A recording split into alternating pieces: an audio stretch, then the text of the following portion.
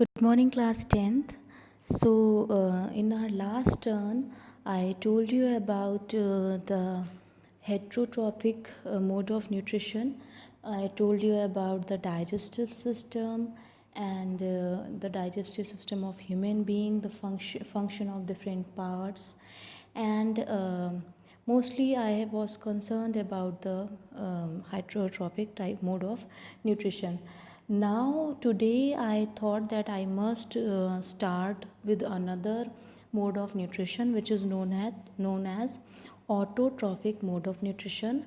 Autotrophic, this you know very well that autotrophic nutrition is a mode of nutrition in which these green plants can synthesize their own food. Let us see how this process occurs. So basically autotrophic mode of nutrition is basically a type of nutrition in which plants or the green living beings, that is algae, they can synthesize their food in the presence of some of the inorganic things present in the environment like carbon dioxide in water, and it is converted into organic compounds like glucose. This process is basically carried out in the presence of sunlight. So this kind of process in which sunlight is used, photo means light, synthesis mean to produce. Basically, if anything is manufactured in the presence of light, sunlight, then this kind of process is known as photosynthesis. In this kind of process, basically the the chemicals are produced. Chemical, basically glucose. This glucose is a chemical which is produced in the presence of light energy, and this light energy comes from the sun. Okay, so basically photosynthesis is a process in which plants can synthesize organic compounds by using inorganic substances in the presence of sunlight, and one more thing, that is chlorophyll. You can see in the process of photosynthesis what are the things which are required.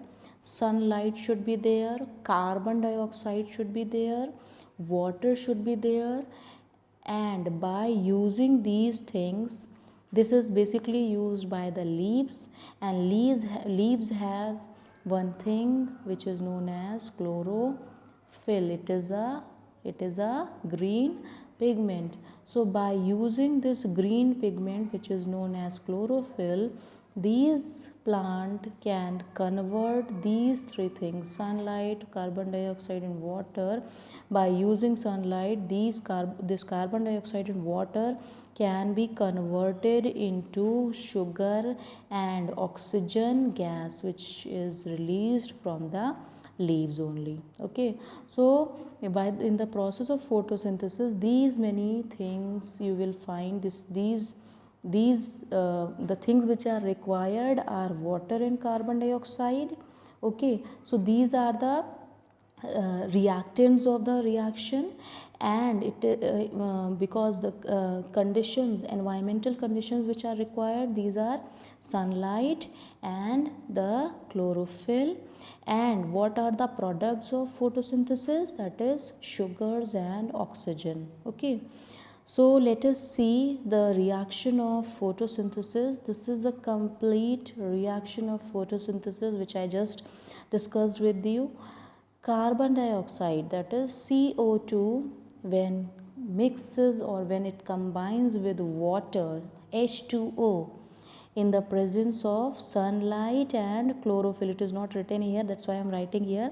In the presence of sunlight and chlorophyll, then it forms C6H12O6, which is basically glucose. It is a form of sugar or carbohydrates. Okay, and oxygen, O2, is released. Okay, so this is a complete balanced reaction of photosynthesis. 6CO2 plus 6H2O in the presence of sunlight and chlorophyll, they give sugar, that is C6H12O6 glucose, and 6O2, that is oxygen, is released in this process. Okay, now let us discuss basically now we will discuss different parts of the plants which are which are important for the photosynthesis. This is basically a section of leaf. Okay, when we cut a leaf, it will look like this. It is a section of leaf, and as you know that leaves are known as kitchen of the plant. So basically the photosynthesis is carried out in this part only. Now you can see these many parts are present there. Leaf, the outermost covering, this is the clear layer. You can see this clear layer which is formed here. This is known as cuticle. It is present on both sides. When you see a leaf, you will find that it is very shiny from outside. It is very shiny. That shiny waxy layer is basically the cuticle. And why it is present? It is present because it can absorb a lot of light, and it is also present because it is a waxy layer which basically is basically a waterproof kind of layer. Okay, so that is why this cuticle is present. Then you will find two layers, that is epidermis, upper epidermis and lower epidermis. Epidermis cells are same, just like in our body skin is present. In the same manner, the outer and lowermost layer of the leaf is known as epidermis. Okay, and this is made up of basically the flat cells. You can see these flat cells make up the epidermis of the leaf. Okay, in between the epidermis you will see that there are some cells. You can see these rectangular shaped cells or these circular shaped cells. These cells are basically the mesophyll cells. This is the mesophyll part, and this mesophyll part is basically the packing. I told you in the class 9 that there is one tissue which is known as parenchyma. Okay, this parenchyma, I told you that this is basically present in the filling part of the plants. Basically, if a stem is there, then outermost layer, then between the part of the stem, this parenchyma will be present. In the same manner, the leaf has upper layer, upper epidermis, lower epidermis, and between these two layers, this middle layer is filled by these type of cells, mesophyll cells. Mesophyll cells are basically this kind of it is made up of by the parenchyma cells. This mesophyll can be divided into two parts: the palisade tissue and the spongy tissue. You can see this is the palisade mesophyll tissue, and this is the spongy mesophyll tissue. Okay, what is the difference between these two? You can see the difference in the form of structure also.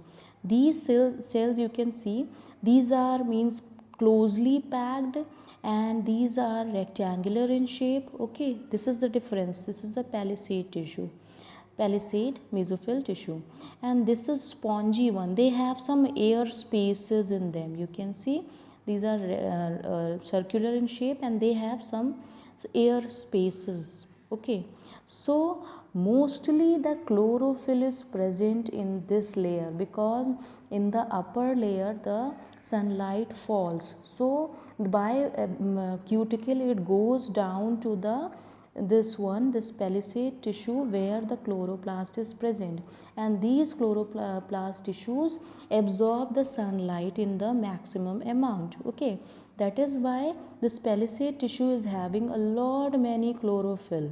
Okay, and this lower part is basically the layer, this lower epidermis is basically the layer in which these structures are present, which is known as stoma or the stomata. Okay, I'll discuss the structure of stomata in detail later on.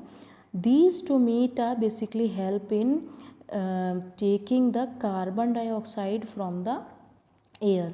So because the carbon dioxide is coming from the air, that is why it is the cells which are present nearby the stomata are spongy in nature, so that a lot of amount of carbon dioxide can be trapped inside the air spaces which are present here.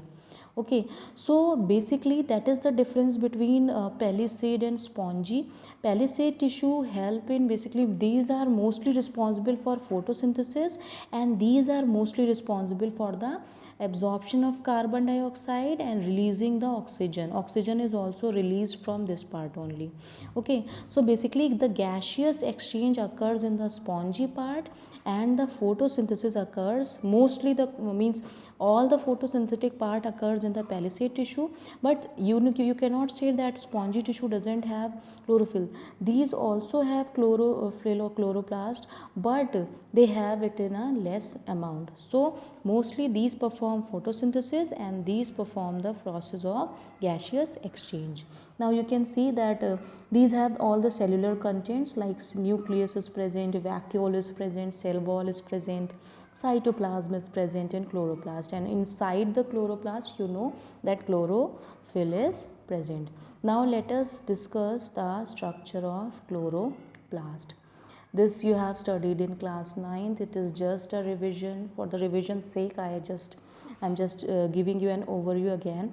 This is the chloroplast, which you saw that it was arranged in the nucleus. It was present in the cell, palisade cells. Okay, so this you can see, it is a double membrane bound structure. So it is the outermost covering, this is the inner membrane, and in between the both membranes there is intermembrane space, that I told you also.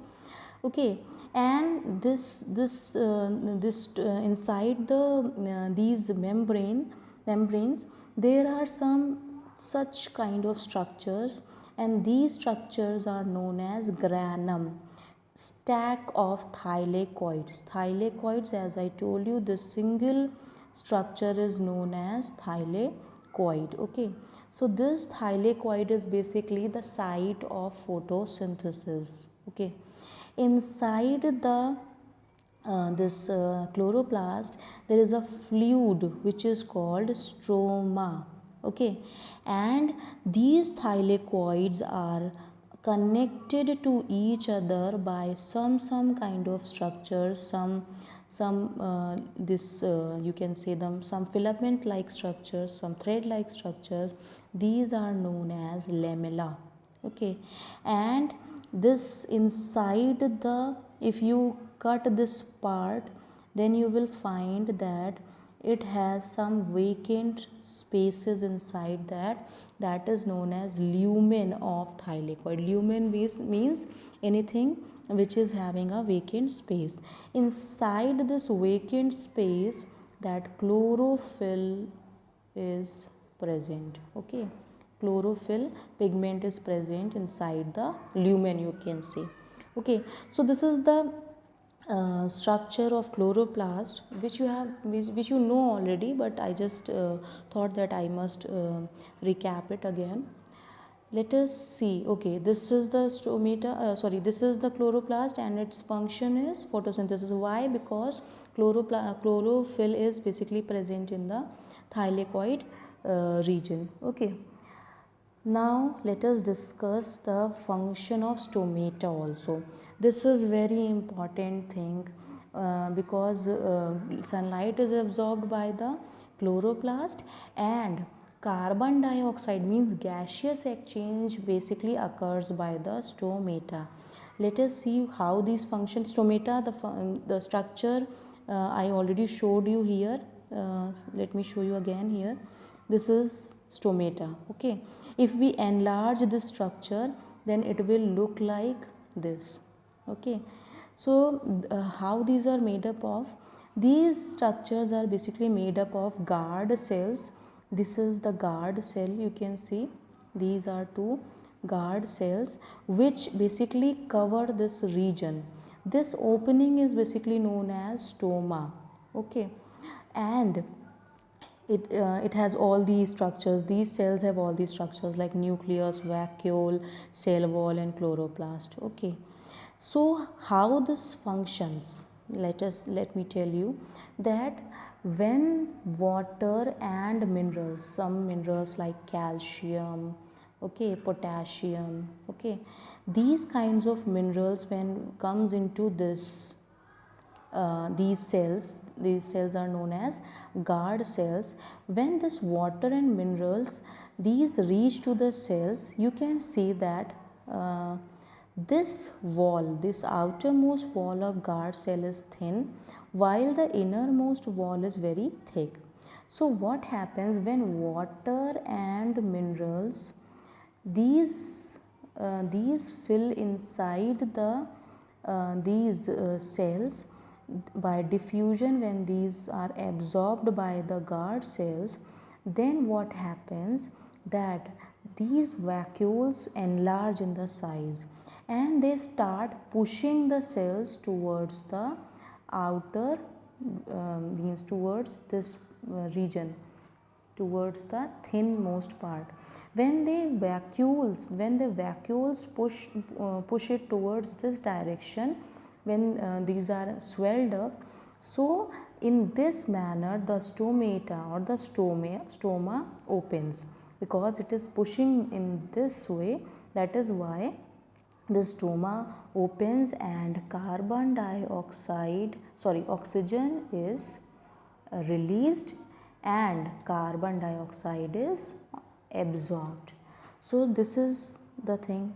Now when the water and minerals, after some time, then the water and minerals are used up completely, or when these move out, then what happened, the vacuoles shrink again, and when the vacuoles shrink, then these two guard cells again join together, because there is no pressure which is exerting them to outside, so they come to their normal position like this, and in this manner the stoma is closed. Okay, so this is a reversible process, means continuously it happens, continuously the stomata open and close, then again they open and again they close.